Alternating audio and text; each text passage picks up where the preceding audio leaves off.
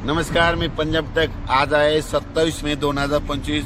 राज्यातल्या सर्व शेतकऱ्यांना सांगू इच्छितो की आणखी 27, 28, 29, 30 तारखेपर्यंत राज्यात भाग बदलत जोराचा पाऊस पडणार आहे, मुसळधार पडणार आहे म्हणून हा अंदाज लक्षात येतात। पण राज्यातल्या सर्व शेतकऱ्यांना सांगू इच्छितो की तुमच्यासाठी आनंदाची बातमी की तुमचे शेतीचे कामं करण्यासाठी 1 जून पासून ते 6 जून पर्यंत राज्यात सूर्यदर्शन घडणार आहे म्हणून हा अंदाज लक्षात येतात।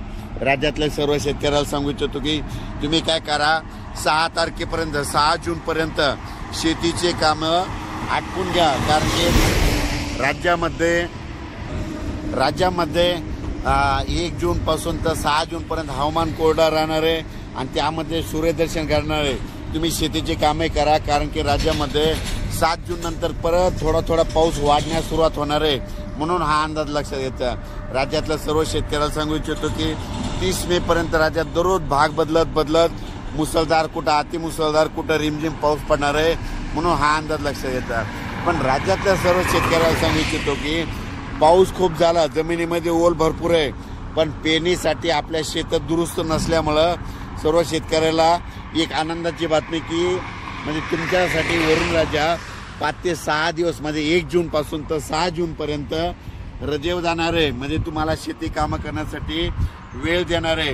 तुम्ही त्या 6 जून पर्यंत शेतीचे कामे करून घ्या, कारण की राज्यात 7 जून नंतर दररोज पाऊस वाढण्यास सुरुवात होणार आहे।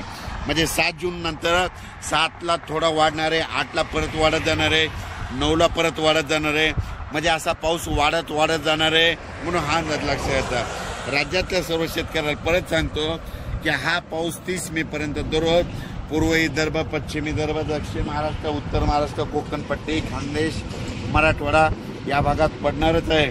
पण जास्त पाऊस मुंबईला मात्र आणखीन 2 दिवस म्हणजे 27 म्हणजे 27 आणि 28 2 दिवस मुंबईला इगतपुरीकडे खूप पाऊस पडणार आहे, पुण्याकडे खूप पडणार आहे म्हणून हा अंदाज लक्षात येतात।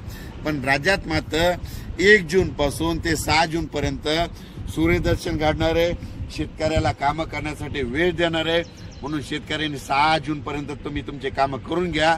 7 तारखेपासून राज्यात परत पावसाला थोडी वाढण्यास सुरुवात होणार आहे म्हणून हा अंदाज लक्षात घ्यायचा। जमिनीमध्ये ओल भरपूर आहे म्हणून तुम्ही तुमचा पेरणीचा निर्णय स्वतः घ्यावा। अचानक वातावरण बदल झाला तर लगेच एक उद्या मेसेज येणार आहे। धन्यवाद।